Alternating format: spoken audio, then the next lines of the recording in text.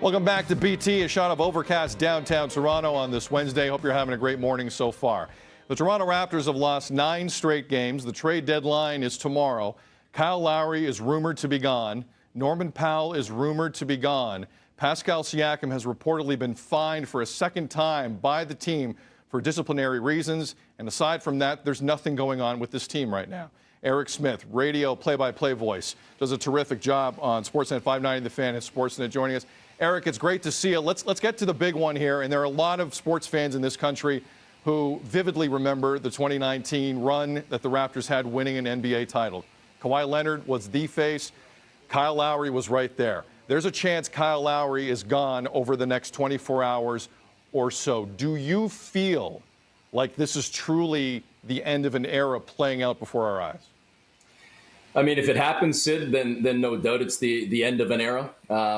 I don't think I can say enough about what Kyle Lowry has meant to this franchise, not only on the floor, but off the floor, and the way that he's embraced the city after a bit of a rocky start. You know, you hear the stories over the years, and it goes back a long time when he first came here about whether he wanted to be here and whether, it was just going to be a short marriage for Kyle Lowry and the Raptors.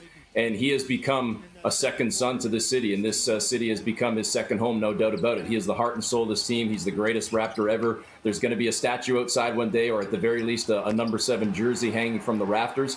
But it's interesting, Sid, we've kind of gone through this emotional roller coaster in the last, I would argue, even 3 to 4 days, let alone 3 to 4 weeks, where many people thought that he was going. Then many people thought that he was staying. Then it was pretty obvious that he's going to stay because the Raptors have got their season back on track. Then all of a sudden the COVID hits and the health and safety protocols, and you lose 3 of your starters, and the rails fall off, as you mentioned, 9 straight losses. And suddenly here we stand now thinking, is it better for not only the Raptors, but better for Kyle Lowry as well, to give him the opportunity to maybe seek another championship and go elsewhere? And that's, I think, why we're at this point thinking, is this deal going to go down in the next 24, 36 hours?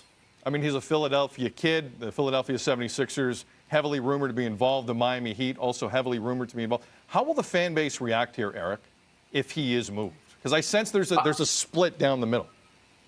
You know what? I think you're right, Sid. There's a split. I just don't know if it's down the middle. I mean, you and I could argue about whether it's 50-50, 60-40. I think more fans right now would understand.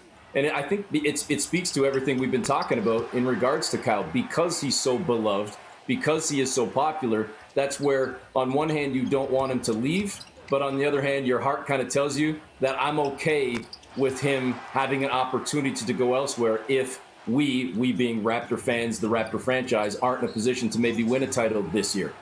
So I think people have kind of accepted the fact or come to grips with the fact that a deal could go down. I think where there's hesitation, Sid, is don't make a deal just for the sake of making a deal. If it's a deal that certainly makes sense, that is actually getting you something of value in return, then I think people are okay with that and they're going to embrace it. But if it's a deal where it's just bringing back, pieces that really are they really going to help you? I think that's where, again, depending what the haul might be, if he gets moved, that's where folks might say, well, hold on a second. We just gave up Kyle Lowry for that.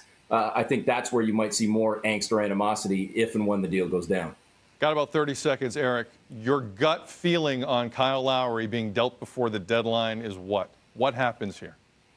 How did I know you were going to give me that? My gut still tells me that he won't be moved. Okay. But my gut is telling me that Norm Powell will be moved. So I know we didn't get into Norm, but I get a feeling, Sid, that they're not going to move both. But I will admit to you, to the audience, I'll put it on Twitter if I have to. If I'm wrong, I'll be the first to admit I'm wrong. But there's just something in my gut that says I don't know if that they can find the right package. We'll see.